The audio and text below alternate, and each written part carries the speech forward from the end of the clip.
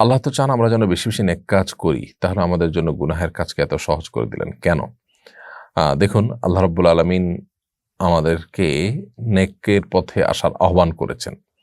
তিনি চান আমরা ভালো কাজ করি, কিন্তু সেই সাথে আমাদেরকে আল্লাহ রাব্বুল আলামিন খারাপ কাজ করবার স্বাধীনতাও দিয়েছেন।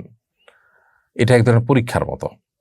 যেমন একজন শিক্ষক, তিনি চান তার শিক্ষার্থীকে ভালো নম্বর দিতে, কিন্তু ভালো নম্বর পাওয়া বা না পাওয়ার সুযোগটা শিক্ষক তার হাতে ছেড়ে দিয়েছেন।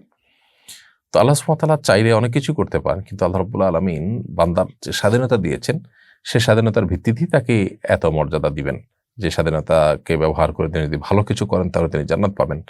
একজন ফেরেশতা, যাকে ভালো বা মন্দ দুইটা যে কোনোটা করবার স্বাধীনতা দেওয়া হয়নি, তার সাথে একজন মানুষের পার্থক্য এখানেই, যে মানুষকে স্বাধীনতা দেওয়া হয়েছে কিন্তু ফেরেশতাকে স্বাধীনতা দেওয়া হয়নি। ফেরেশতাকে যা করতে বলা হয়েছে তিনি সেটাই করবেন, মেশিনের মতো।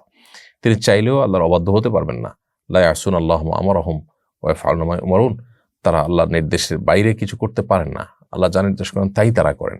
তো মানুষের যেহেতু স্বাধীনতা আছে এবং সেই স্বাধীনতাকে ব্যবহার করে যদি সে ভালো কাজ ব্যবহার করে, তাহলে তার এত মর্যাদা রয়েছে। অনেকে এখানে অন্য প্রসঙ্গ আনেন যে আল্লাহ চান আমরা ভালো হই, শয়তান চায় আমরা খারাপ হই, তাহলে শয়তানের চাওয়াটা বেশি পূরণ হয়, বেশি মানুষ খারাপ হয়, তাহলে কি শয়তান বেশি শক্তিশালী না? তো এটাও একেবারে অযৌক্তিক কথা।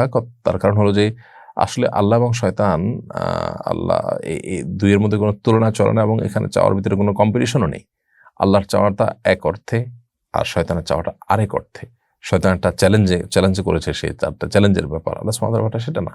আল্লাহ সুবহানাহু ওয়া তাআলা চান, কিন্তু আল্লাহ তাআলা সুযোগ দিয়ে রেখেছেন। এখানে আল্লাহর কোনো লাভ লসের ব্যাপার নাই, শয়তানের লাভ লসের ব্যাপার। তার এখানে জেদাজেদির ব্যাপার আছে। দুইটাকে আমরা গুলিয়ে ফেলি এবং মুখোমুখি দাঁড় করে, যেটা আমাদের অনেকেরই ভুল ধারণা।